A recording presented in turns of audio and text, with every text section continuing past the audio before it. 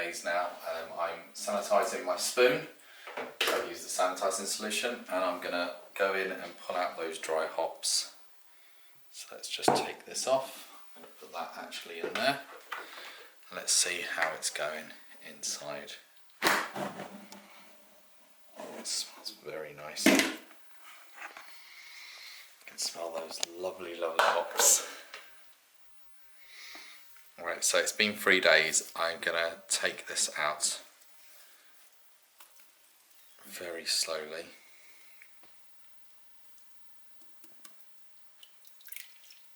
I don't want to create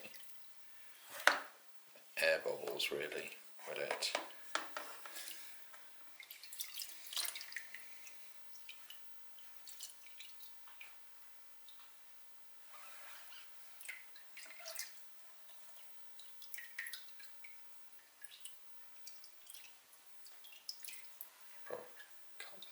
There we go.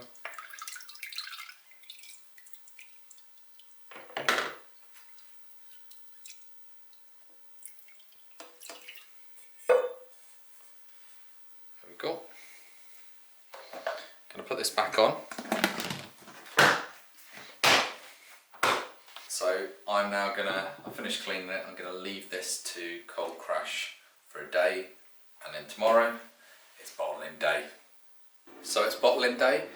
I've already sterilised my pinter, and I'm going to, or as they say, sanitise, or whatever they call it. I'm going to be filling this with beer, and I'm also going to be doing my bottles. So I'm just going to show you how I do my bottles. So first of all, I have a little bottle cleaner. I got hot water here, and then I'm going to add in some of my sterilising solution or powder. Then just going to make sure that's fully dissolved and mixed in. And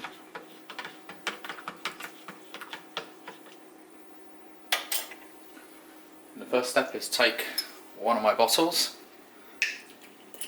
open it, put it over the top, make sure I'm getting the rubber cork in as well.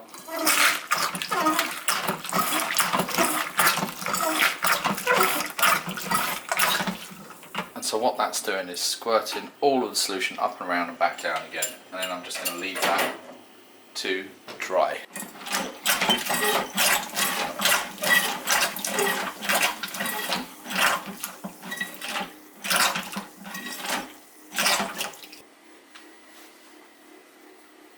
Alright, so next I'm going to sterilise my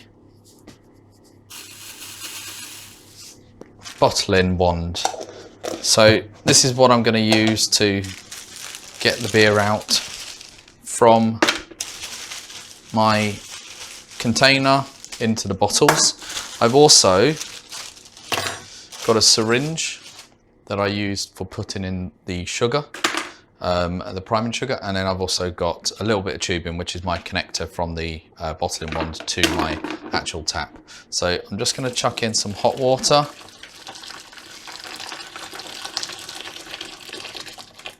And because it's boiling, I'm going to put some cold water in. And this is I'm going to then sterilise all of this. Okay. Next, it's for me to take a gravity reading. I've taken a few as it's gone through when fermentation looked like it was near its end. So I just want to see what the final amount is. It's been left for a day to cold crash. And first thing I'm going to do is just unwrap the tap, which I've got covered in cling film to stop anything getting to it. I am just going to quickly give it a clean with the sterilising solution. And the first bit coming out anyways, I'm not drinking, I'm just measuring, so that's fine by me.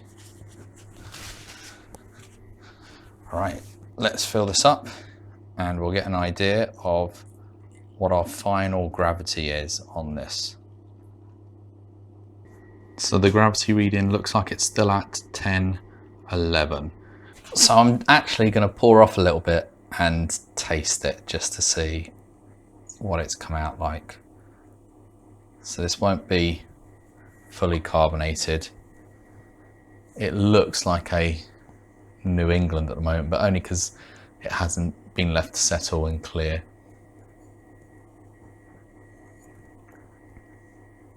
Oh wow, it's tasting good already. It smells amazing. The Citra hop smells amazing. I've got that resinous hop going around my mouth. Oh, once this carbonates, I think it's going to be beautiful. All right, next step for me is I'm going to be putting some priming sugar together. So first of all, zero out. I've already gone on, and I'm going to link the spreadsheet that I use, but it's down as what I've gone for the style of IPA and the lower carbonation. It's 0.75 grams per litre that I'm going to be adding of priming sugar. So I've got 5 litres in a pinter that I'm going to be putting in. So that's 4 grams 25 roughly. So I'll round it up to 5 grams of sugar. All I need to do now is dissolve this into some water.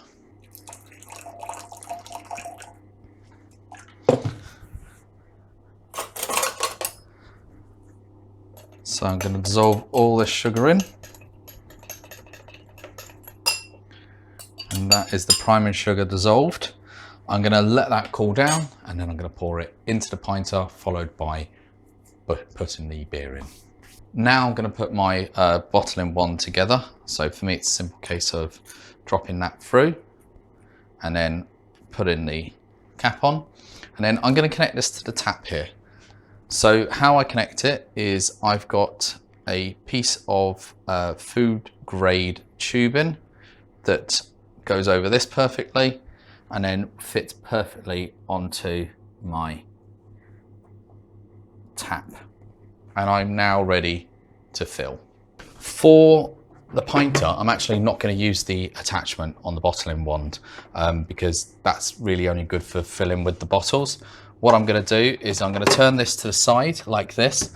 I want to reduce the amount of oxygen getting in, and I'm going to turn on the tap and I'm going to fill the pinter with beer. And the idea is I want a nice smooth flow, and I don't want to add too much oxygen into the solution. All right, I'm now going to pitch the sugar solution now that it's cooled down. I'm going to pour that all in, and that's going to help with all the conditioning on this. So let's put this on, put it on full.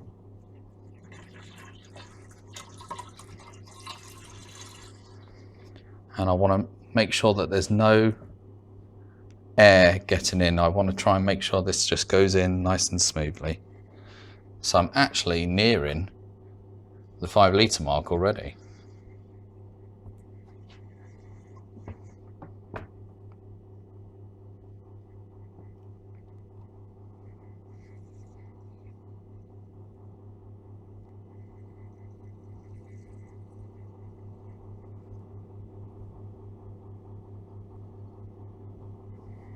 And there we go. If you look, I've filled the pinter up to its mark, the red mark in there. That's the line for the pinter to be filled up to. And I'm now going to put its lid on.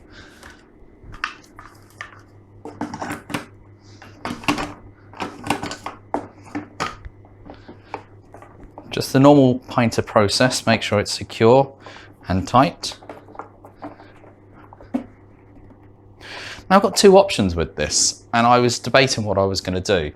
But what I'm actually going to do, apart from mixing it all up to make sure it's fully mixed in, is I'm going to attach the brewing dock for a few days to catch the yeast sediment, and then I should have a brighter solution which I will then put in the fridge. All right, so brewing dock is going to go on. I'm now going to attach the brewing dock.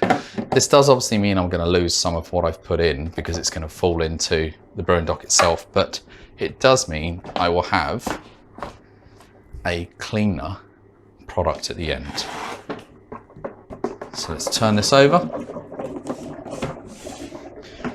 And I'm going to leave this to not brew, but condition for 2-3 days at room temperature. And then I'm going to cold crash it for a day and then take the brewing dock off and then leave it to condition for a week and see how it comes out. So I've made up my sugar solution and I'm going to fill the bottles with the little bit of sugar it needs before it goes and gets bottled. So I'm just going to go through and put this in all of them.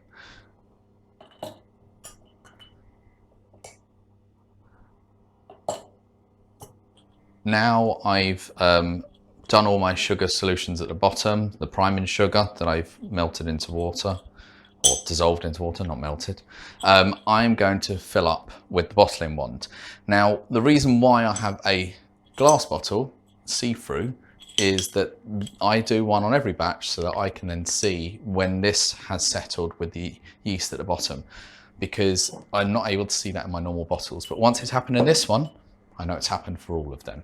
I put this one obviously out the way so it doesn't get light struck at all in any way. And I'm now just going to jump in and I'm going to bottle this. So first things first, obviously fill up the bottling wand and make sure that I've got a nice flow of beer coming through. All right, that's fully done. With the bottling wand, I literally just push onto the bottom.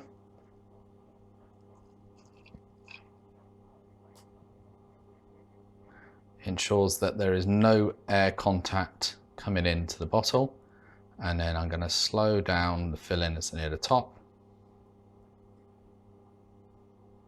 and as I pull out the wand it brings it down to the level that I need, and the cap just goes on, and that one's now bottled and ready to condition. So I'll do the same with this one. Obviously it's a bit harder to see with the darker bottles, but I can still see the liquid line rising up, and I'm just going to slow it down when it reaches the neck of the bottle.